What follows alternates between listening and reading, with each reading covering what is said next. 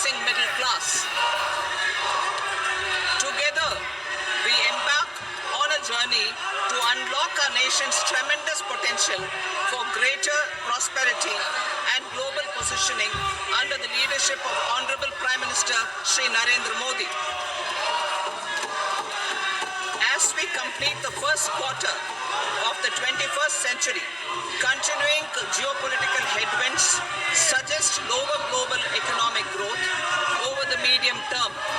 However, our aspiration for a Vikasit Bharat inspires us, and the transformative work we have done during our government's first 2 terms guides us to march forward resolutely. Our economy is the fastest growing among all major economies. Our development track record for the past 10 years and structural reforms have drawn global attention. Confidence in India's capability and potential has only grown in this period. We see the next 5 years as a unique opportunity to realize Sabka Vikas, stimulating balanced growth of all regions.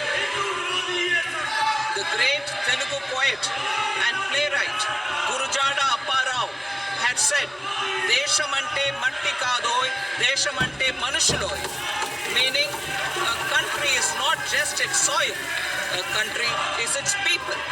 In line with this, for us, Vikasit Bharat encompasses zero poverty, 100% quality good school education, access to high quality, affordable and comprehensive health care, 100% skilled labor with meaningful employment, 70% women in economic activities, and farmers making our country the food basket of the world.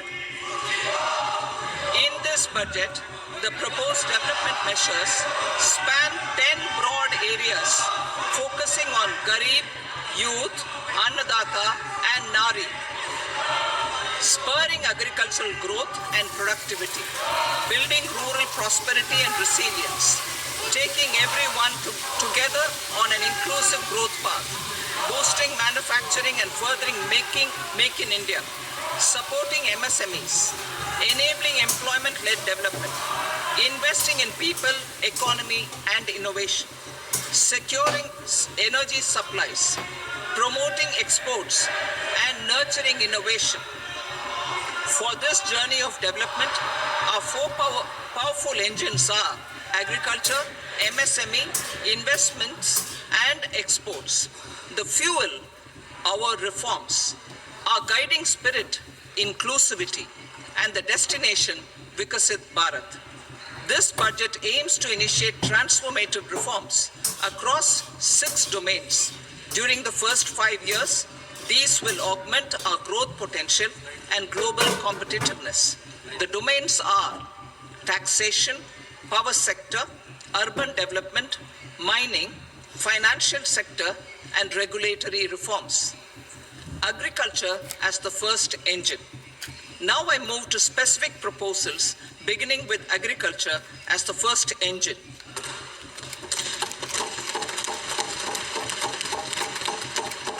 Prime Minister Dhan Dhanya Krishi Yojana, developing agri-districts program.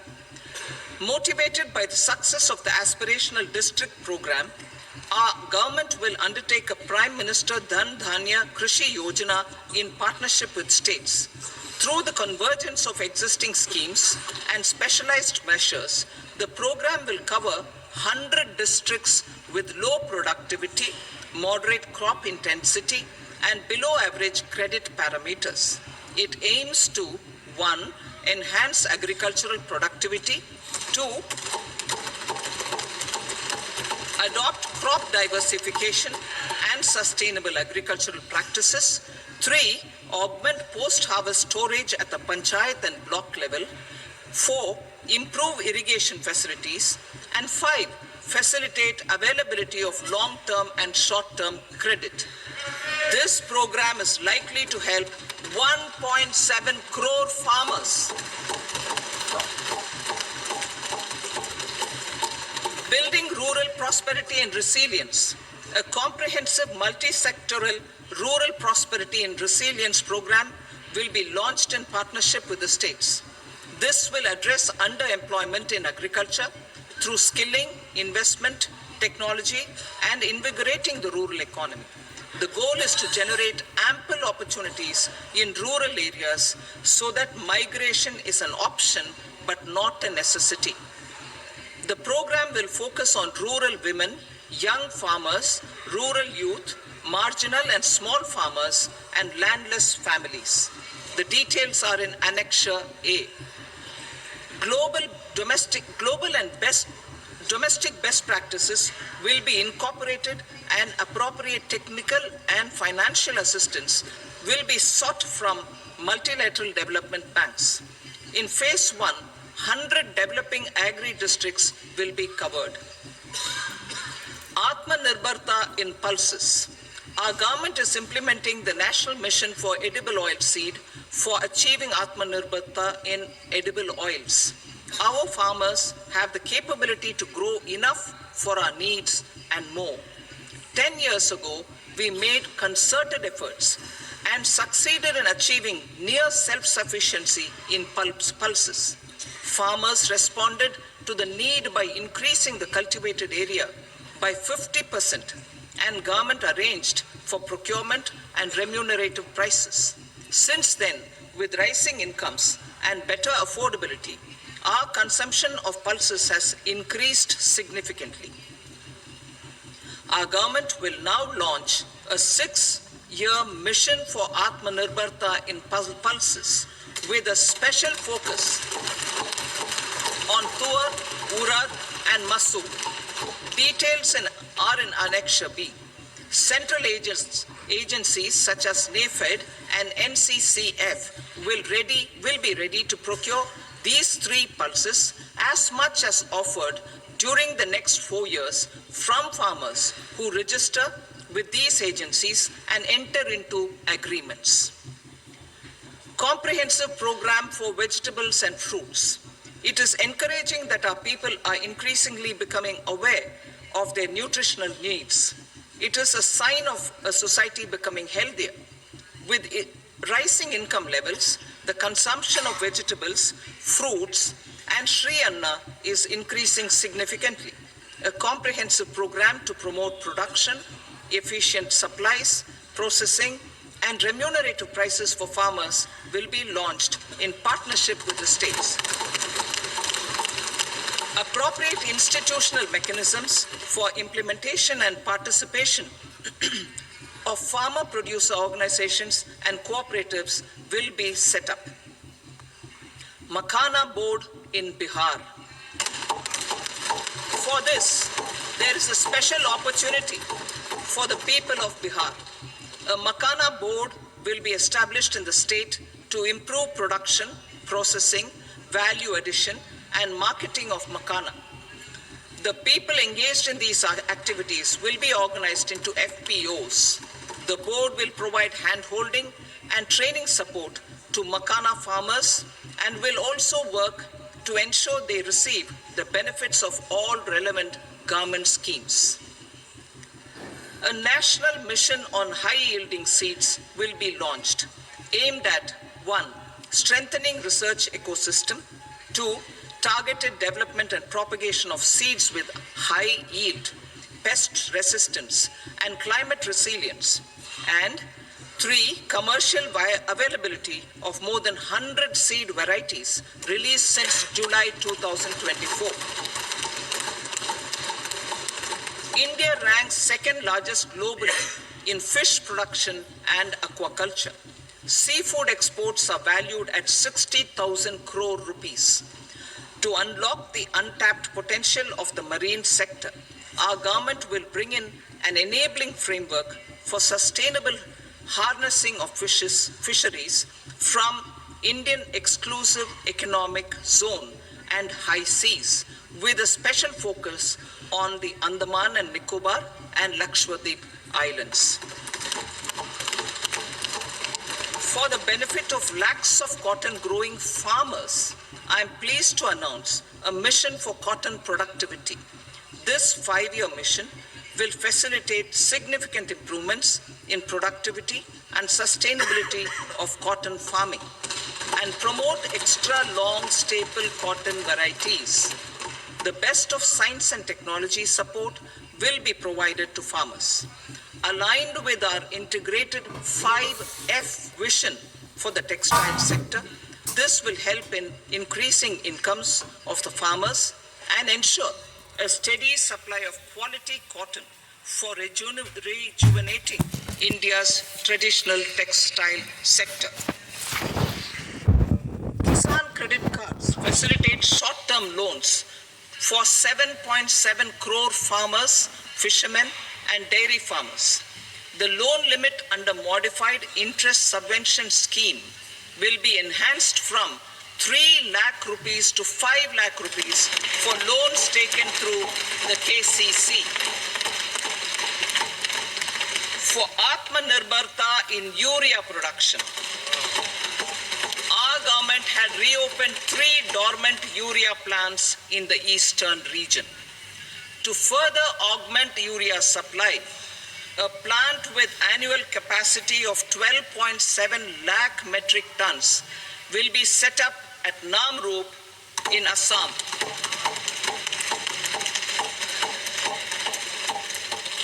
India Post, with 1.5 lakh rural post offices, complemented by the India Post Payment Bank and a vast network of 2.4 lakh Dak Sevaks, will be repositioned to act as a catalyst for the rural economy. Details are at Annexure C. India Post will also be transformed as a large public logistics organization.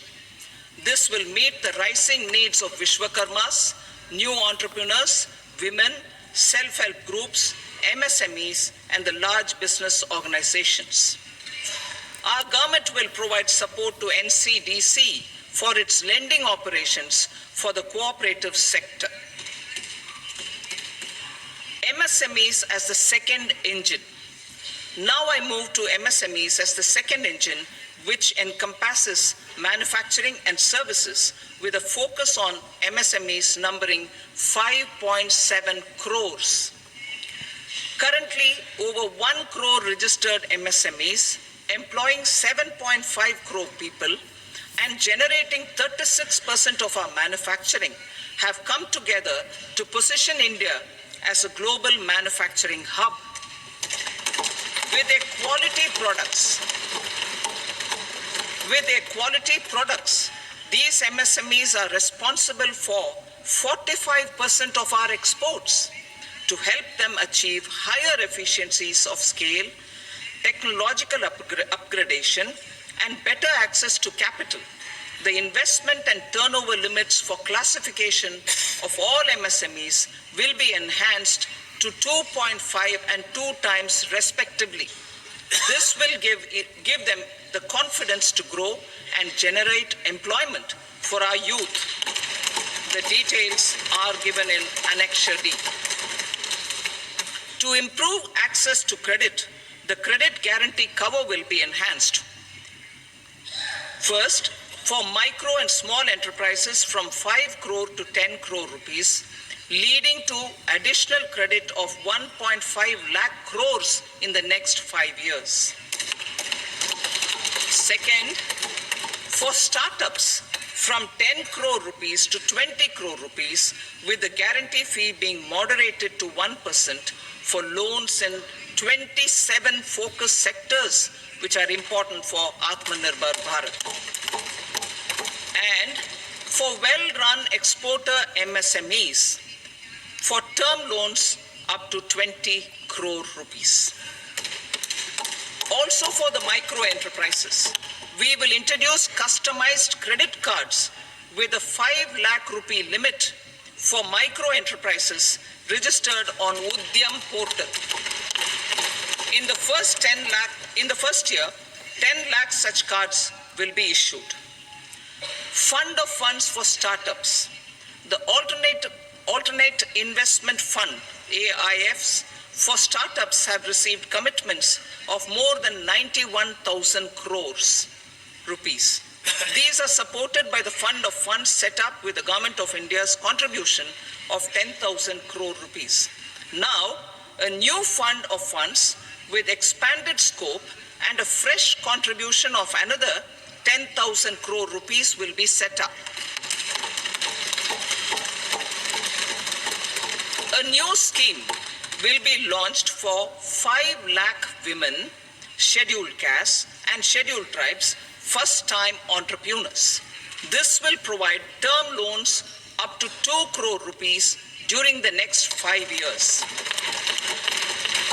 The scheme will incorporate lessons from the successful Stand Up India scheme. Online capacity building for entrepreneurship and managerial skills will also be organized. Measures for labor-intensive sectors. To promote employment and entrepreneurship opportunities in labor-intensive sectors, our government will undertake specific policy and facilitation measures.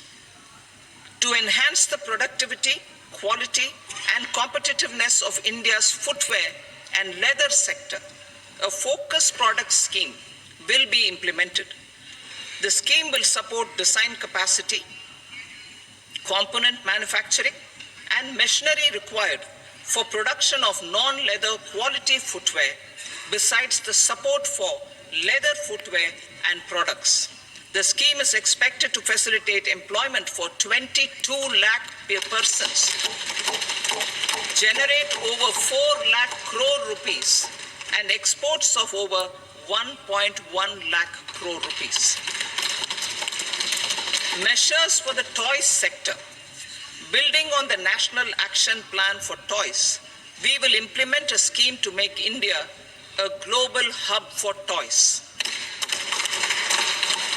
The scheme will focus on development of clusters, skills, and a manufacturing ecosystem that will create high-quality, unique, innovative, and sustainable toys that will represent the Made in India brand. Support for food processing. In line with our commitment towards Purvodaya, we will establish a National Institute of Food Technology, Entrepreneurship and Management in Bihar. The institute will provide a strong fillip to food processing activities in the entire eastern region. This will result in 1. Enhanced income for the farmers through value addition to their produce, and 2. Skilling entrepreneurship and employment opportunities for the youth. Manufacturing mission, furthering Make in India. Our government will set up a national manufacturing mission covering small, medium, and large industries for furthering Make in India by providing policy support, execution roadmaps, governance, and monitoring framework for central ministries and states. Details are in Annexure E. Given our commitment to climate-friendly development, the mission will also support clean tech manufacturing.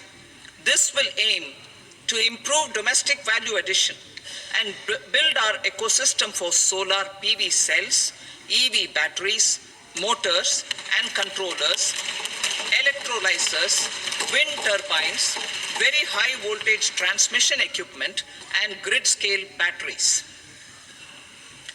Investment as the third engine. Now I move to investment as the third engine, which encompasses investing in people, investing in the economy, and investing in innovation. Investing in people. Saksham Anganwadi and Poshan 2.0. Saksham Anganwadi and Poshan 2.0 program provides nutritional support to more than 8 crore children, 1 crore pregnant women and lactating mothers all over the country, and about 20 lakh adolescent girls in aspirational districts and the Northeast region. The cost norms for these nutritional support will be enhanced appropriately. Atal Tinkering Labs. 50,000 Atal Tinkering Labs will be set up in government schools in the next 5 years to cultivate the spirit of curiosity and innovation and foster a scientific temper among young minds. Broadband connectivity to government secondary schools and PHCs. Broadband connectivity will be provided to all government secondary schools and primary health centers in rural areas under the BharatNet project. Bharatiya Bhasha Pustak Scheme. We propose to implement a Bharatiya Bhasha Pustak scheme to provide digital form Indian language books for schools and for higher education. This aims to help students understand their subjects better and in their language. National Centers of Excellence for Skilling. Building on the initiative announced in the July 24 budget, 5 National Centers of Excellence for Skilling will be set up with global expertise and partnerships to equip our youth with the skills required for Make for India, Make for the World manufacturing. The partnership will cover curriculum design, training of trainers, and a skills certification framework and periodic reviews. Expansion of capacity in IITs.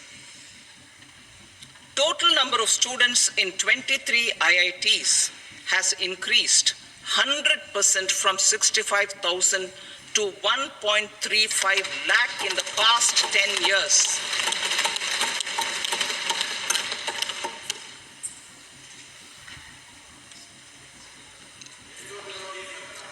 Additional infrastructure will be created in the 5 IITs started after 2014 to facilitate education for 6,500 more students. Hostel and other infrastructure capacity at IIT Patna will also be expanded.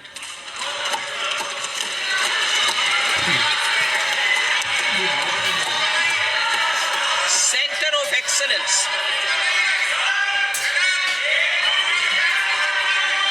Center of Excellence in AI for Education. I had announced 3 centers of excellence in artificial intelligence for agriculture, health, and sustainable cities in 2023. Now a center of excellence in artificial intelligence for education will be set up with a total outlay of 500 crores. Expansion of medical education. Our government has added almost 1.1 lakh undergraduate and postgraduate medical education seats in 10 years, an increase of 130%. In the next year, 10,000 additional seats will be added in medical colleges and hospitals towards the goal of adding 75,000 seats in the next 5 years. Daycare cancer centers in all district hospitals. Our government will facilitate setting up of daycare cancer centers in all district hospitals in the next 3 years.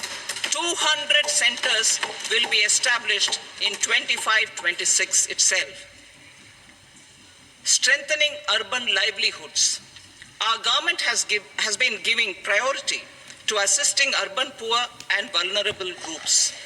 A scheme for socio-economic upliftment of urban workers will be implemented to help them improve their incomes, have sustainable livelihoods, and a better quality of life.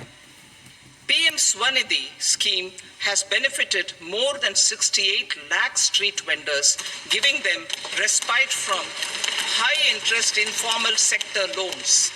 Building on this success, the scheme will be revamped with enhanced loans from banks, UPI-linked credit cards with 30,000 rupees limit, and capacity building support. Social Security Scheme for welfare of online platform workers. Gig workers of online platforms provide great dynamism to the new age services economy. Recognizing their contribution, our government will arrange for their identity cards and registration on the e-Shram portal. They will be provided health care under PM Jan Arogya Yojana. This measure is likely to assist nearly 1 crore gig workers.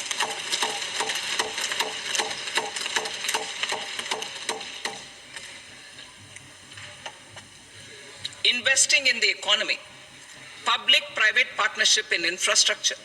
Each infrastructure-related ministry will come up with a 3-year pipeline of projects that can be implemented in PPP mode. States will also be encouraged to do so and can seek support from the India Infrastructure Project Development Fund, which is a scheme to prepare PPP proposals. Support to states for infrastructure. An outlay of 1.5 lakh crore is proposed for the 50-year interest-free loans to states for capital expenditure and incentives for reforms. Building on the success of the first asset monetization plan announced in 2021, the second plan for 2025 to 30 will be launched to plow back capital of 10 lakh crore in new projects. Regulatory and fiscal measures will be fine-tuned to support the plan. Jal Jeevan Mission. Since 2019, 15 crore households representing 80% of India's rural population have been provided access to portable tap water connections. To achieve 100% coverage, I am pleased to announce the extension of this mission until 2028 with an enhanced total outlay. The mission's focus will be on the quality of infrastructure and O&M of rural piped water supply schemes through Jan Bhagidari. A separate MOU or separate MOUs will be signed with the states and union territories to ensure sustainability and citizen-centric water services delivery. Urban sector reforms. Building on the July budget proposals, urban sector reforms related to governance, municipal services, urban land and planning will be incentivized. Urban Challenge Fund. The government will set up an urban challenge fund of 1 lakh crore rupees to implement the proposals for cities as growth hubs, creative redevelopment of cities, and for water and sanitation purposes announced in the July budget. This fund will finance up to 25% of the cost of bankable projects, with a stipulation that at least 50% of the cost is funded from bonds, bank loans, and PPPs. An allocation of 10,000 crore is proposed in 2025-26. Power sector reforms. We will incentivize electricity distribution reforms and augmentation of intrastate transmission capacity by states. This will improve financial health and capacity of electricity companies. Additional borrowing of 0.5% of GSDP will be allowed to states contingent on these reforms.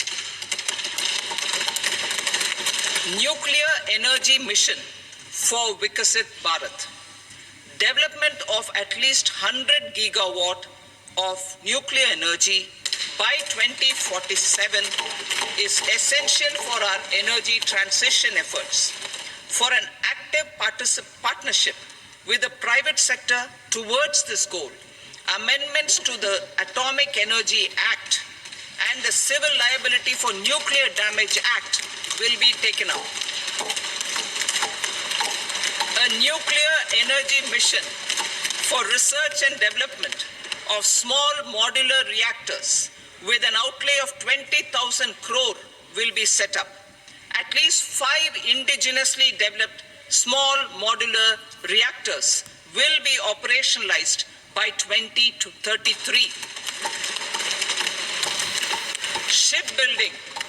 The shipbuilding financial assistance policy will be revamped to address cost disadvantages. This will also include credit notes for shipbreaking in Indian yards to promote the circular economy. Large ships above a specified size will be included in the infrastructure harmonized master list. Shipbuilding clusters will be facilitated to increase the range, categories, and capacity of ships. This will include additional infrastructure, facilities, skilling, and technology to develop the entire ecosystem. Maritime Development Fund for long-term system. Maritime Development Fund for long-term financing for the maritime industry. A Maritime Development Fund with a corpus of 25,000 crore rupees will be set up. This will be for distributed support and promoting competition. This will have up to 49% contribution by the government, and the balance will be mobilized from ports and from private sector. UDAN regional connectivity schemes. UDAN has enabled 1.5 crore middle-class people to meet their aspirations for speedier travel.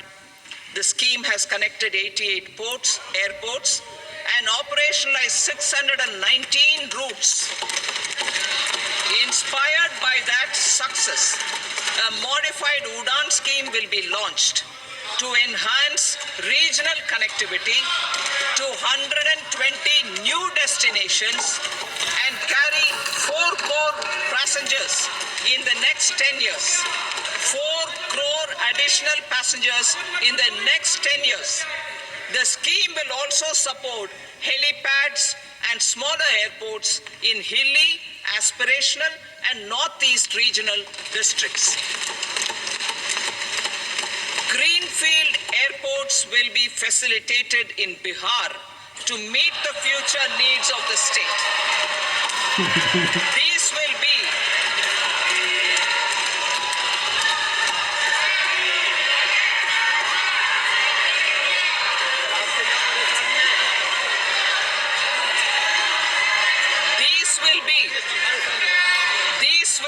in addition to the expansion of the capacity of Patna Airport and a brownfield airport in Beta. Western Kosi Canal project in Mithilanchal. Financial support will be provided for the Western Kosi Canal ERM project, benefiting a large number of farmers, cultivating over 50,000 hectares of land in the Mithilanchal region of Bihar. Mining sector reforms.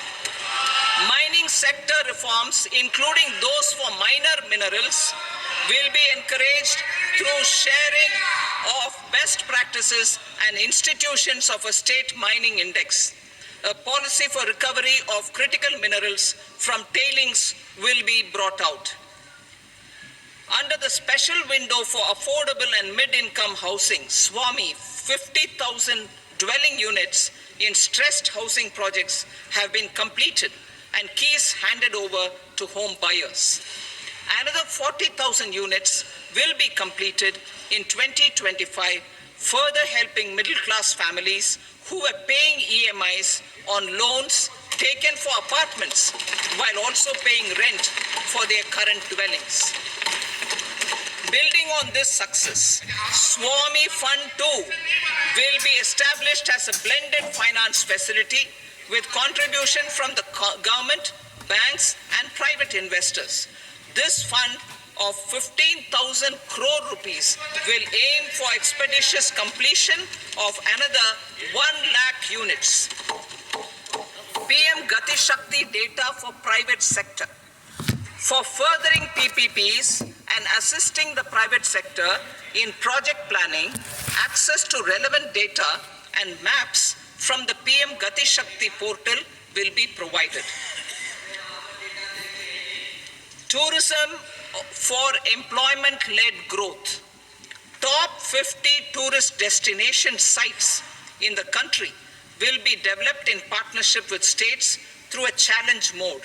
Land for building key infrastructure will have to be provided by the states. Hotels in these destinations will be included in the infrastructure harmonized list. The following measures will be taken for facilitating employment-led growth. Organizing intensive skill development programs for our youth, including in institutes of hospitality management. Providing mudra loans for homestays. Improving ease of travel and connectivity to tourist destinations. Providing performance-linked incentives to states for effective destination management, including tourist amenities, cleanliness, and marketing efforts. And introducing streamlined e-visa facilities along with visa fee waivers for certain tourist groups. Continuing with the emphasis on places of spiritual and religious significance in the July budget, there will be a special focus on destinations related to the life and times of Lord Buddha. Medical tourism and heal in India. Medical tourism and heal in India will be promoted in partnership with the private sector along with capacity building and easier visa norms. Investing in innovation. To implement private sector-driven research, development, and innovation initiatives announced in the July budget, I am now allocating 20,000 crore rupees for this purpose. A deep tech fund of funds will also be explored to catalyze the next generation startups as a part of this initiative.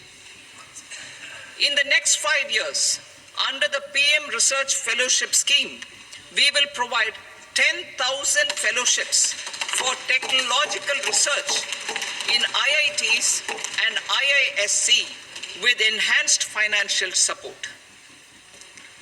The second gene bank with 10 lakh germplasm lines will be set up for future food and nutritional security. This will provide conservation support to both public and private sectors for genetic resources. We will start a national geospatial mission to develop foundational geospatial infrastructure and data. Using PM Gati Shakti, this mission will facilitate modernization of land records, urban planning, and design of infrastructure projects.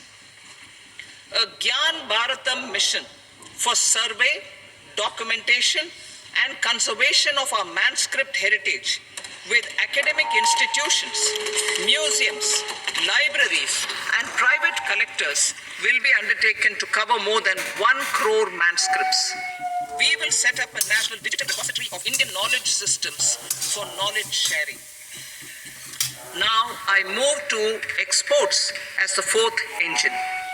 We will set up an export promotion mission with sectoral and ministerial targets driven jointly by the Ministries of Commerce, MSME, and Finance. It will facilitate easy access to export credit, cross-border factoring support, support to MSMEs to tackle non-tariff measures in overseas markets. A digital public infrastructure, Bharat Trade Net, for international trade will be set up as a unified platform for trade documentation and financing solutions. This will complement the Unified Logistics Interface platform. The BTN will be aligned with international practices. Support will be provided to develop domestic manufacturing capacities for our economy's integration with global supply chains. Sectors will be identified based on objective criteria. Facilitation groups with participation of senior officers and industry representatives will be formed for select products and supply chains. Through this, there are huge opportunities related to Industry 4.0, which needs high skills and talent. Our youth have both. Our government will support the domestic electronic equipment industry to leverage this opportunity for the benefit of our youth. A national framework will be formulated as guidance to states for promoting global capability centers in emerging Tier 2 cities. This will suggest measures for enhancing availability of talent and infrastructure, building bylaw reforms, and mechanisms for collaboration with industry. Our government will facilitate upgradation of infrastructure and warehousing for air cargo, including high-value perishable horticultural produce. Cargo screening and customs protocol will be streamlined and made user-friendly. Reforms as the fuel. Over the past 10 years, our government has implemented several reforms for convenience of taxpayers, such as faceless assessment, 2, taxpayer charter, 3, faster returns, 4, almost 99% returns being on self-assessment, and 5, Vivad Se Vishwas scheme.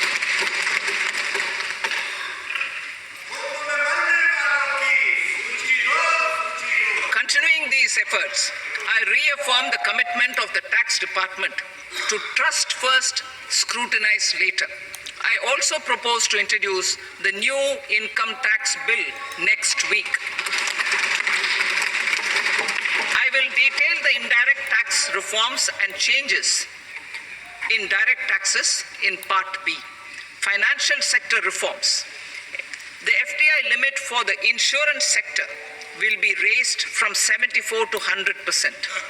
This enhanced limit will be available for those companies which invest the entire premium in India.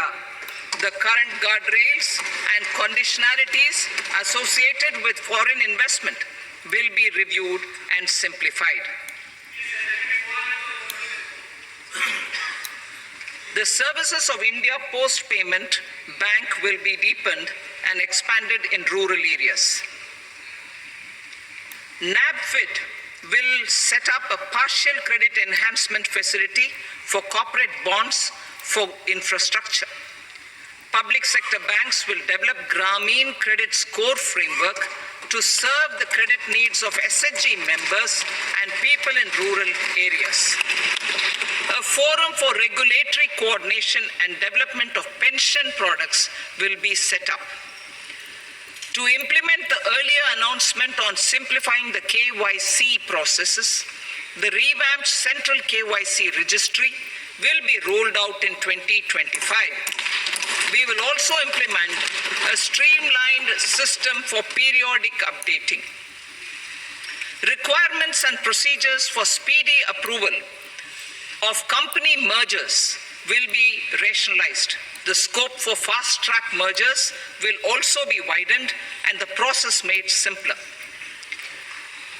As proposed in the interim budget, we signed bilateral investment treaties with 2 countries in 2024 to encourage sustained foreign investment, and in the spirit of First Develop India, the current model BIT will be revamped and made more investor-friendly. In the last 10 years, in several aspects, including financial and non-financial, our government has demonstrated a steadfast commitment to ease of doing business. We are determined to ensure that our regulations must keep up with technological innovations and global policy developments. A light-touch regulatory framework based on principles and trust will unleash productivity and employment. Through this framework, we will update regulations that were made under old laws. To develop this modern, flexible, people-friendly, and trust-based regulatory framework appropriate for the 21st century, I propose 4 specific measures. A high-level committee for regulatory reforms will be set up for a review of all non-financial sector regulations, certifications, licenses, and permissions. The committee will be expected to make recommendations within a year. The objective is to strengthen trust-based economic governance and take transformational measures to enhance ease of doing business, especially in matters of inspection and compliances. States will be encouraged to join in this endeavor. An investment friendliness index of states will be launched in 2025 to further the spirit of competitive, cooperative federalism. Under the Financial Stability and Development Council, a mechanism will be set up to evaluate impact of the current financial regulations and subsidiary instructions. It will also formulate a framework to enhance their responsiveness and development of the financial sector. In the Jan Vishwas Act 2023, more than 180 legal provisions were decriminalized. Our government will now bring up the Jan Vishwas Bill 2.0 to decriminalize more than 100 provisions in various laws. I now move to fiscal policy. In the July budget, I had committed to staying the course for fiscal consolidation. Our endeavor will be to keep the fiscal deficit each year such that central government debt remains on a declining path as a percentage of the GDP. The roadmap for the next 6 years has been detailed in the FRBM statement. Revised estimates for 2024-25. The revised estimate of the total receipts other than borrowings is 31.47 lakh crore rupees, of which the net tax receipts are 25.57 lakh crore rupees. The revised estimate of the total expenditure is 47.16 lakh crore rupees, of which the capital expenditure is about 10.18 lakh crore rupees. The revised estimate of the fiscal deficit is 4.8% of the GDP. Budget estimates for 25-26. Coming to 25-26, the total receipts other than borrowings and total expenditure are estimated at 34.96 lakh crore rupees and 50.65 lakh crore rupees respectively. The net tax receipts are estimated at 28.37 lakh crore rupees. The fiscal deficit is estimated to be 4.4% of GDP. To finance the fiscal deficit, the net market borrowings from dated securities are estimated at 11.54 lakh crore. The balance financing is expected to come from small savings and other sources. The gross market borrowings are estimated at 14.82 lakh crore rupees. I will now move to Part B. Indirect taxes. My proposals relating to customs aim to rationalize tariff structure and address duty inversion. These will also support domestic manufacturing and value addition, promote exports, facilitate trade, and provide relief to common people. Rationalization of customs tariff structure for industrial goods. As a part of comprehensive review of customs rate structure announced in July 2024 budget, I propose to 1. Remove 7 tariff rates. This is over and above the 7 tariff rates removed in 23-24 budget. After this, there will be only 8 remaining tariff rates, including 0 rate. 2. Apply appropriate cess to broadly maintain effective duty incidence, except on a few items where such incidence will reduce marginally. 3. Levy not more than 1 cess or surcharge. Therefore, I propose to exempt social welfare surcharge on 82 tariff lines that are subject to a cess. I shall now take up sector-specific proposals. To provide relief to patients, particularly those suffering from cancer, rare diseases, and other severe chronic diseases, I propose to add 36 life-saving drugs and medicines to the list of medicines fully exempted from basic custom duty.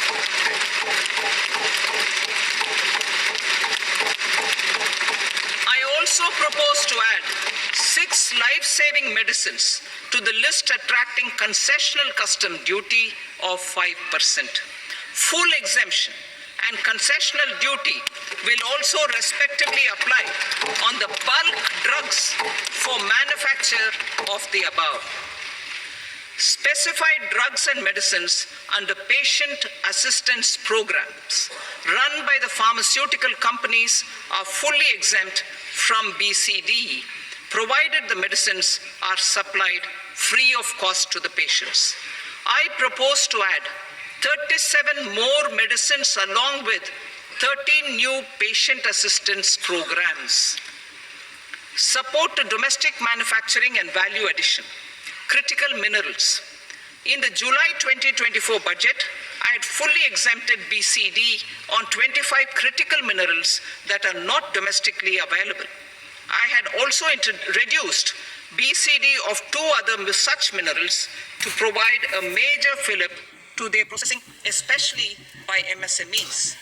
Now, I propose to fully exempt cobalt powder and waste, the scrap of lithium-ion battery, lead, zinc, and 12 more critical minerals. This will help secure the availability for manufacturing in India and promote more jobs for our youth. To promote domestic production of technical textile products such as agro-textiles, medical textiles, and geotextiles at competitive prices, I propose to add 2 more types of shuttle-less looms to the list of fully exempted textile machinery. I also propose to revise the BCD rate on knitted fabrics covered by 9 tariff lines from 10 or 20 to 20% or 115 rupees per kg, whichever is higher. Electronic goods. In line with our Make in India policy and to rectify inverted duty structure, I propose to increase the BCD on interactive flat panel display from 10% to 20% and reduce the BCD to 5% on open cell and other components. In 23-24 budget, for the manufacture of open cells of LCD, LED TVs, I had reduced the BCD on parts of open cells from 5% to 2.5%. To further boost the manufacture of such open cells, the BCD on these parts will now stand exempted. Lithium-ion battery. To the list of exempted capital goods, I propose to add 35 additional capital goods for EV battery manufacturing and 28 additional capital goods for mobile phone battery manufacturing. This will boost domestic manufacture of lithium-ion batteries, both for mobile phones and for electric vehicles. Shipping sector. Considering that shipbuilding has a long gestation period, I propose to continue the exemption of BCD on raw materials, components, consumables, or parts for the manufacture of ships for another 10 years.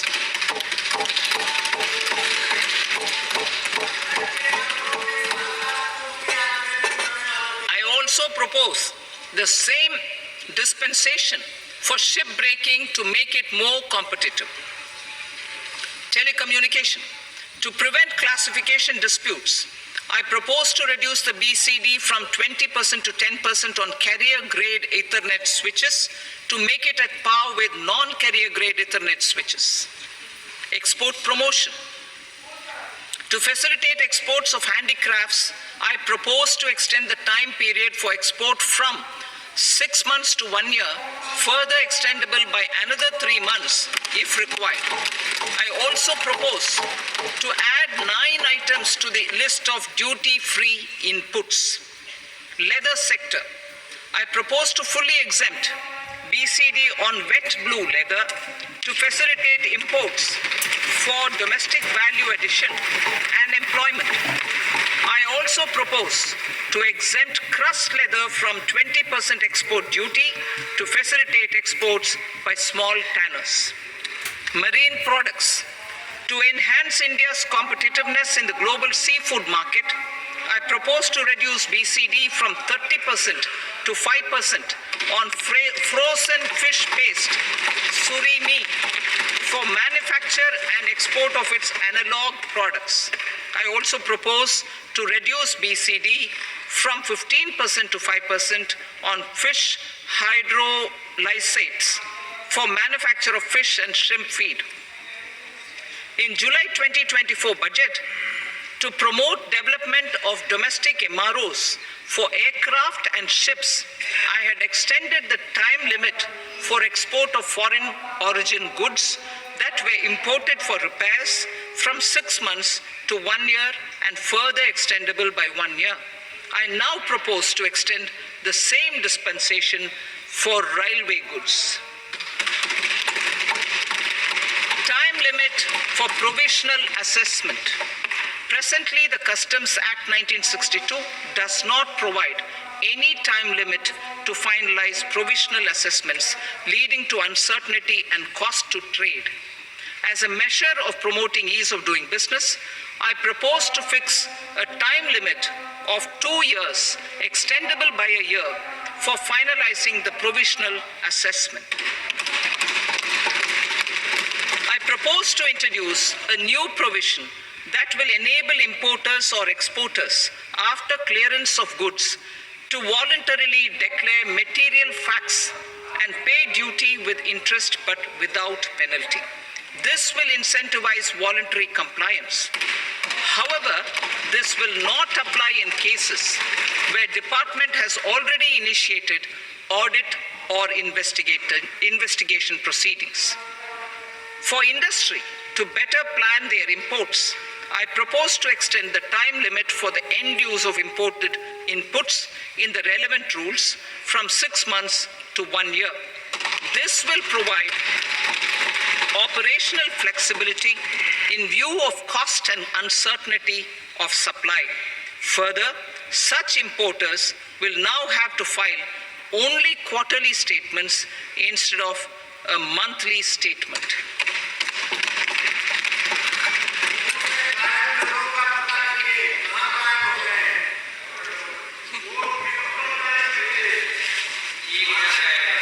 I now come to my direct tax proposals. In Part A, I have briefly underlined taxation reforms as one of key reforms to realize our vision of Vikasit Bharat. In respect of criminal law, our government had earlier ushered in Bharatiya Nyaya Sanhita, replacing Bharatiya Danda Sanhita. I am happy to inform this august House and the country that for new income tax bill will carry forward the same spirit of Nyaya in its drafting as well. The new bill will be clear and direct in text, with close to half of the present law in terms of both chapters and words. It will be simple to understand for taxpayers and tax administrators, leading to tax certainty and reduced litigation. Reforms, however, are not a destination. They are means to achieve good governance for our people and economy. Providing good governance primarily involves being responsive. The Tirukural captures this in verse 542, which reads, "Vaanokki vaazhum ulagallam, mannavan kol nokki vaazhum kudi," meaning, just as the living beings live expecting rains, citizens live expecting good governance. Our government is committed to keeping an ear to the ground and a finger on the pulse and responding while balancing our national building efforts.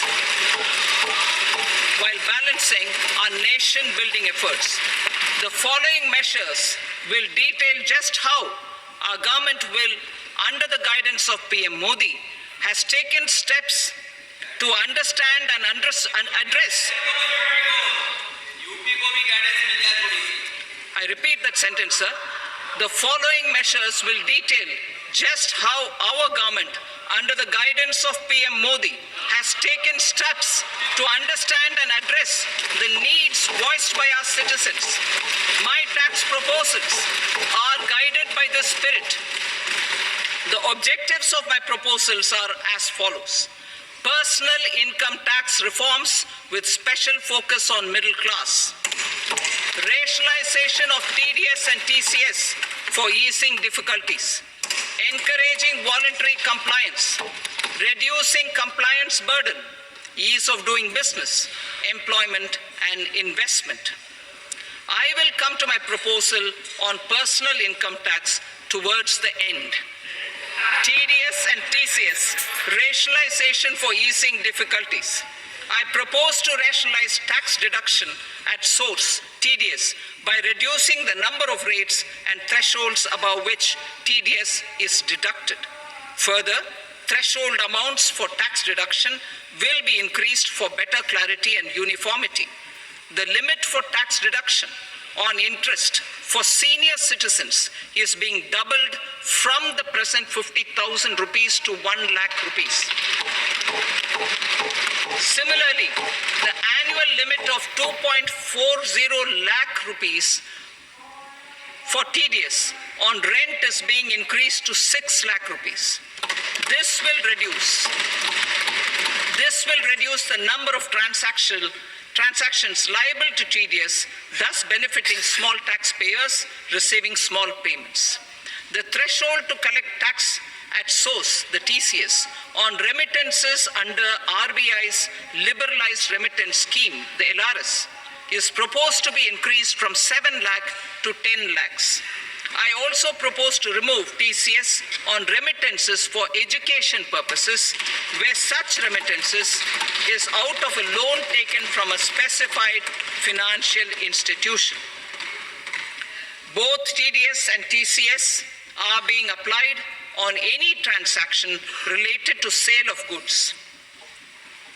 To prevent such compliance difficulties, I propose to omit the TCS. I also propose that the provisions of the higher TDS deduction will now apply only in non-PAN cases. In July 2024, the delay for payment of TDS up to the due date of filing statement was decriminalized. I propose to provide the same relaxation to TCS provisions as well. The government under the leadership of Prime Minister Modi believes in Sabka Saath, Sabka Vikas, Sabka Vishwas and Sabka Prayas. In line with this, we brought in updated return facility in 2022 for voluntary compliance by taxpayers who had omitted to report their correct income. Our trust in taxpayers was proved right.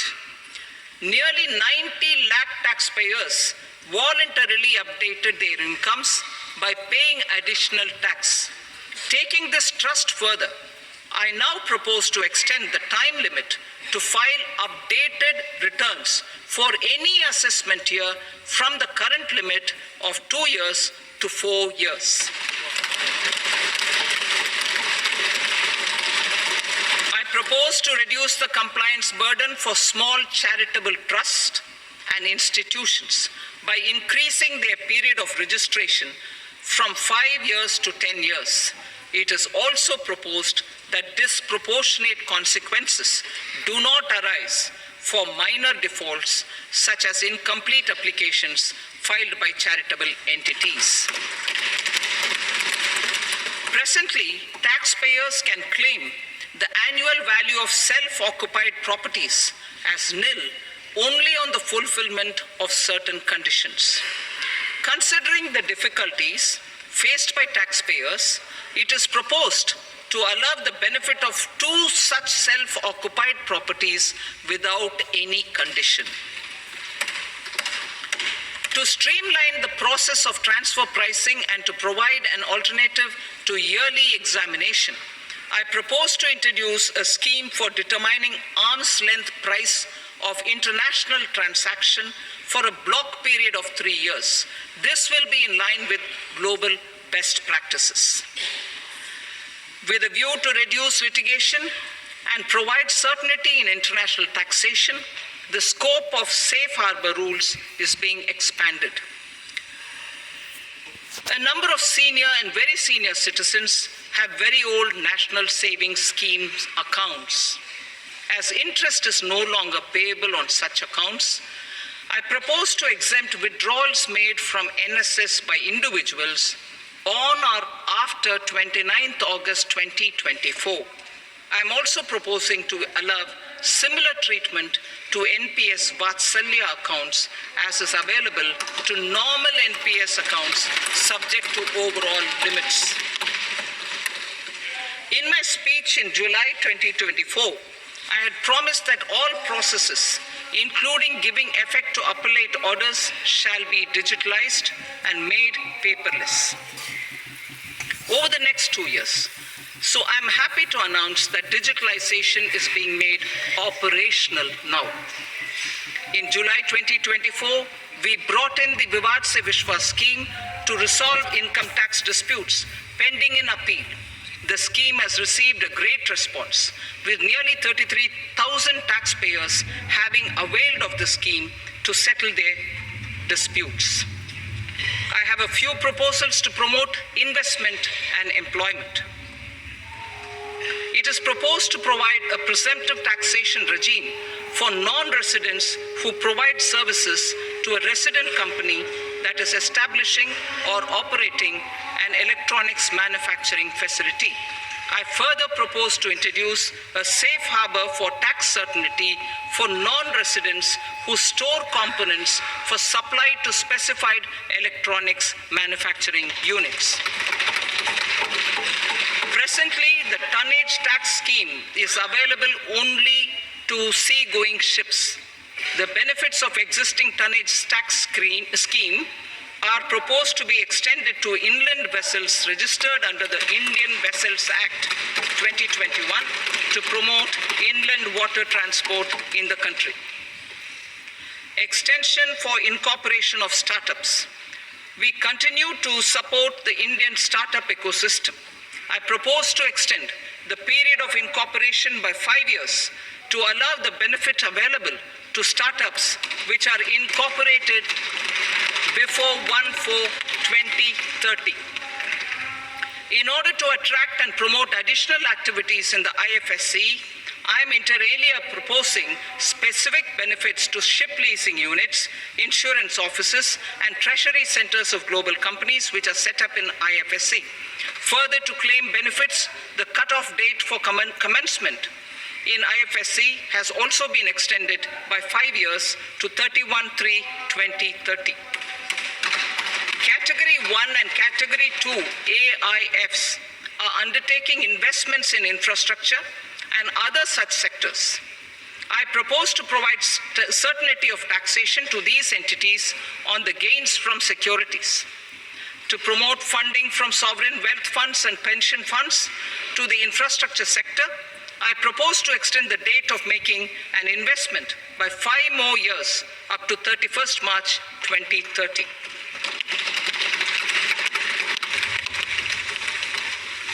Personal income tax reforms with special focus on middle class. Democracy, demography, and demand are the key support pillars in our journey towards Vikasit Bharat. The middle class provides strength for India's growth.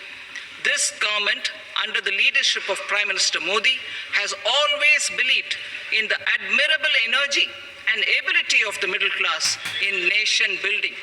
In recognition of their contribution,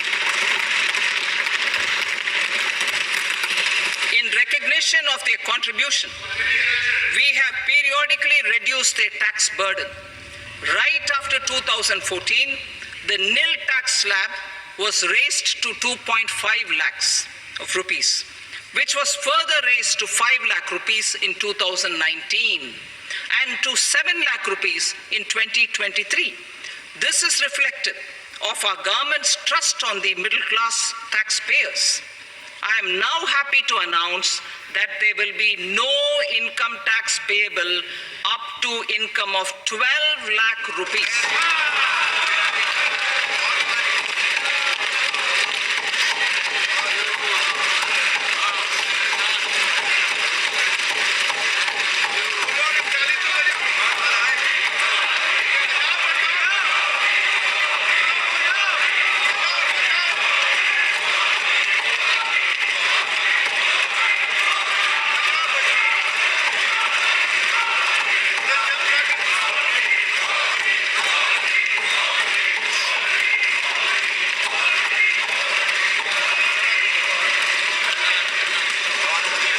So, average income of 1 lakh per month other than the special rate income such as capital gains under the new regime.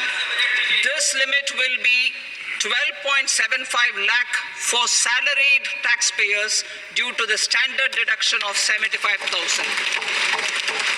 Slabs and rates are being changed across the board to benefit all taxpayers.